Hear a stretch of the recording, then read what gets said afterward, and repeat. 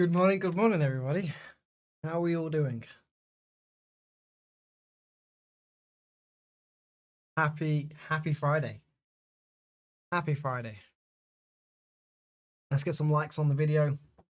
It's Friday, it is payday, and it is just a beautiful example to break down on both the NQ and the ES. For those who are in the WUP room, which most of you are, the trading room, you've probably seen some messages this morning. I would recommend reading through some of them because there was just, I'm going to go through anyway, but just if you want to see the messages in real time, go back to the chat because there were just some really good examples this morning, which we're going to break down. But before we do that, I just want to do a bit of an ego rub here. My payout has been processed with Take Profit, and that should be in my account in an hour's time. So they are just so good with, I mean, it's a, yeah, if I just show you on here, I think there's nothing on there that's sort of needing to be hidden. But yeah, 3 p.m. my time, so that's literally an hour away. So anyway, got my payout with those, and just for some motivation, if anyone is interested, I think that is, I put it in the room. But what's crazy is I haven't actually taken that many payouts with them, but my overall, in fact, I put it on Facebook, my actual overall profit with them is like 10K a month on average for the past 3 months, which is, yeah, it is here. So you can see, is it the next picture?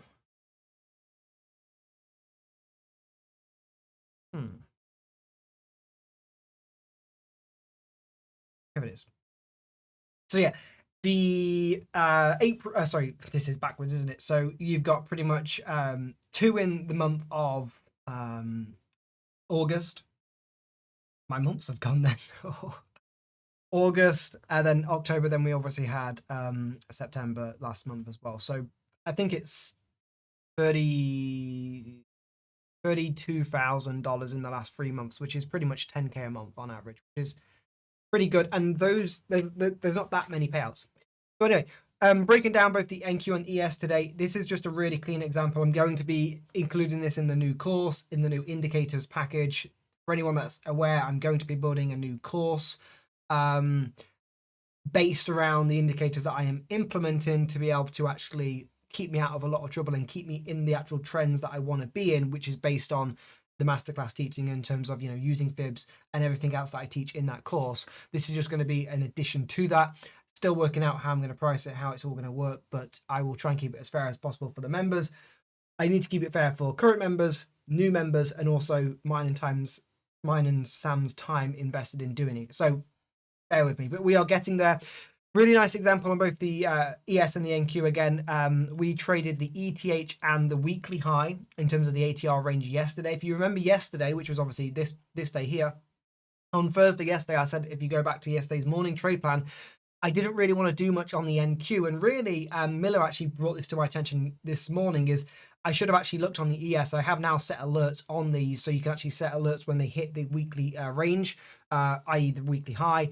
That weekly high was taken out on the ES on Wednesday, and therefore yesterday's trade or yesterday's trading action on the NQ was lackluster. And it was nice if you took the short. I mean, yeah, it was really nice if you took the short, but really this was a nice sort of break above what was the previous day high. I'm not a huge like divergent person in terms of using divergences, but I guess this was a lower high on the ES and a higher high on the NQ. So however you want to trade that. But in short, how I see that is the ES traded its weekly ATR high and also its ETH high on Wednesday, which then on NQ on Thursday trading it's pretty much at its weekly high. So 97% is where we got to yesterday. And that obviously you can see we ended up selling off, taking out all these lows down here, taking out all these lows from down here. And what did we do this morning? We traded the ETH low. Just like we did yesterday, went nowhere. Traded the ETH low and basically rallied up and then just consolidated. And then this morning we have traded lower, traded the ETH low again. And from that level, from that low, this is, again, I know most of you know this, but if you're just joining this call this morning from Twitter or social media, This level was plotted all the way from the overnight session. So this is not like a in hindsight type of trade. No, this level is set at the market open at 6 p.m. and it traded it and it rallied, what, 300 points from that low? 392 points. I'm ashamed to say I only took a small piece of this because I was waiting for my payout to actually get taken out. So on 2 of my other accounts, I did take some small trades on some micros. But can we just take a minute just to and I haven't even got the indicators on here. I've only got the ETH low on here at the moment and the weekly low. So the weekly low, the ETH low. This is X marks the spot of when the low was traded, right? That's the level it traded it. You had 5 points of drawdown and it went all the way up for 387 points. You guys just wait until you see the second part of this. This is the half an hour time frame. Let's go to the 5 minute. This is where the source is made, right? This is just beautiful, right? So the ETH low gets put in. Again, I'm going to put this in. I've already recorded an example for the course, but I will break it down just so you guys have a small snippet of what's going on. But anyway, ETH low of day, check mark. We then have a green diamond, okay? We have a 1 green diamond, which is followed by a triangle momentum. I'm going to probably call this like a trend bar. Triangle momentum to the upside. It basically just means we're building momentum. So again, low of day, potential huge exhaustion. This was also trend bar. This was also, let me just show you on the other screen. Where is it? Here we go. So this was also, we had true trend. We had the true trend that pretty much started at midnight. That true trend was accentuated again. Quarter to 1, we stayed below the whole time. ETH low of day, green diamond, momentum shift for the first time. You don't necessarily have to go long here because again, we're still down on the true trend, which is this red line here, right? We finally trade the halfway back, second green diamond. That's huge. That's really, really huge. ATR up, which is a 1.5 ATR. The midpoint is here, which you can barely see, but it's the purple midpoint here, which is the 50% of that candle. Rebalance, check mark 1. Rebalance, check mark 2, meaning it just did it twice. And you can see huge completion into the 23. True trend starts at pretty much like 7 o'clock, 10 past 7.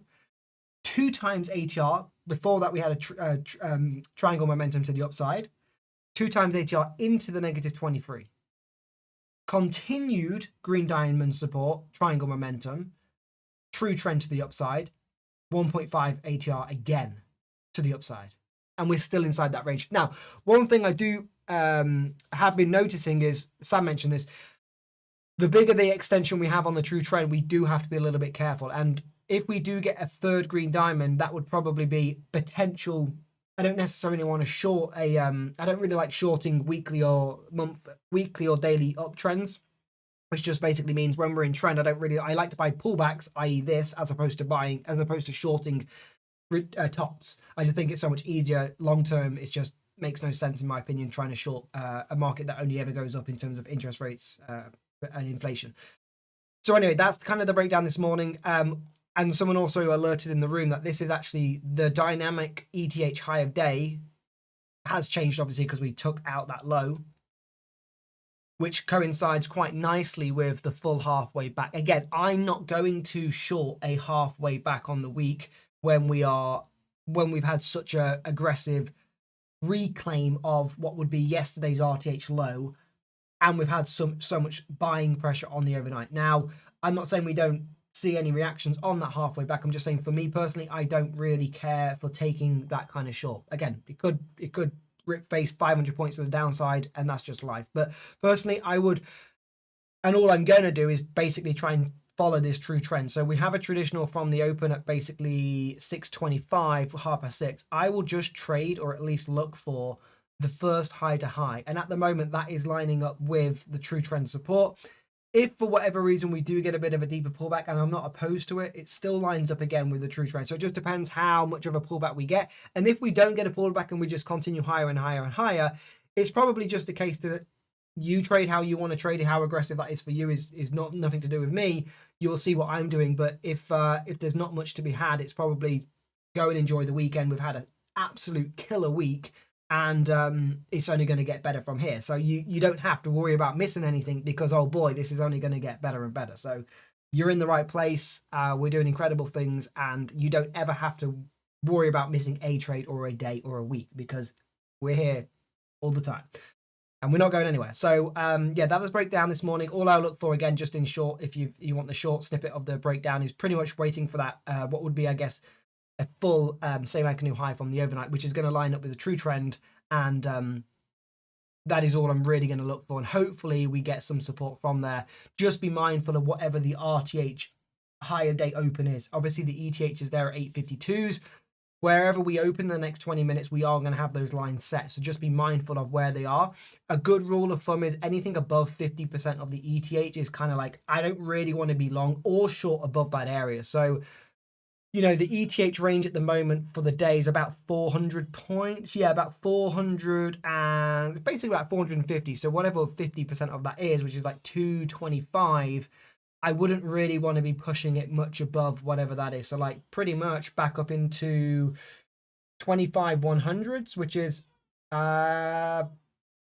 pretty much up around here, which is getting right back up into those what would be triple top highs all the way from Thursday and Wednesday. So it's definitely range to be had, and weekly, if that 38 trades, the negative 100 lines up perfectly with yesterday's high and the weekly high. So there's levels to be had, there's range to be had. Just be aware of the crazy week we've already had. So again, just zoom out on the half an hour and just look at the range that we've had on the NQ and the ES. They've both traded absolutely perfectly. We've had some really sick trades this week. Probably could have some better trades as well. It's scattered in there, but I'm really happy with the trades we have had. So yeah, hopefully that's been helpful. Hopefully it's been insightful. And yeah, if there's any questions, let me know in WUP and we will go through them shortly. So I'll jump over there and I will see you all